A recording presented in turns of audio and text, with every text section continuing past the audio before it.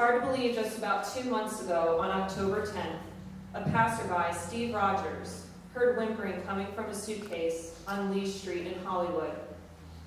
Police were dispatched to an abandoned house where they found a dog, mutilated and clinging to life. The horrific death of Ollie the pit bull, who was stabbed more than 50 times and stuffed into a suitcase, provoked a call for tougher punishments for animal abusers. Nearly 100 people filled the pews of the First Presbyterian Church in Hollywood on Sunday to remember Ollie, who died just 2 days after being found in October. The speakers at the memorial urged supporters to write to legislators to increase minimum sentences for animal abusers and to speak up if they encounter someone treating an animal poorly. If you see something, say something. And if you can, do something. Aggravated animal cruelty is a third-degree felony in Florida, which can mean up to 5 years in prison.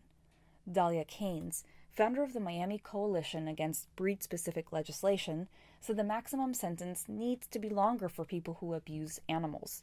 Many people cried during the Memorial Sunday as guest speakers talked about Ollie's cheerful and friendly demeanor despite his suffering from his fatal wounds and previous abuse. Ollie's face was everywhere Sunday. Some supporters showed up to the memorial with it on their shirts and banners. Affixed to the church's pulpit was a watercolor painting of Ollie, created by local artist Susan McKenna List. On Friday, the Broward State Attorney's Office filed 17 counts of aggravated animal cruelty against 31-year-old Brendan Evans, who prosecutors have accused of killing Ollie.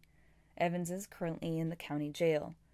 16 of the charges are for each of the 16 deep stab wounds Ollie sustained, and the other charge is for trapping Ollie in the suitcase. Ollie's death is at least the third animal abuse case in Florida that garnered national attention this year. A video of a shark getting dragged by a boat surfaced over the summer, while abuse of cows at 2 Florida dairy farms gained attention last month. Vice President of Everglades Angel Dog Rescue, Denise Guevara, had this to say about Ollie's case and others like it.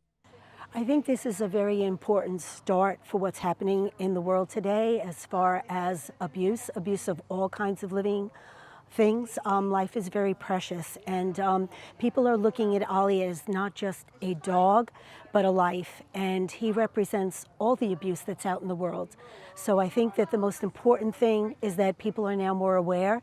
The police department didn't just say, oh, it's just a dog and some crazy animal advocates, and they did their job. Not only did they do their job, but they brought it out into the community and out into the press. Now the next step is legislation, is that the courts, the lawyers, the judges all do what they should be doing, and that is stronger laws, not looking this as a slap on the wrist, but more importantly, as something that we need to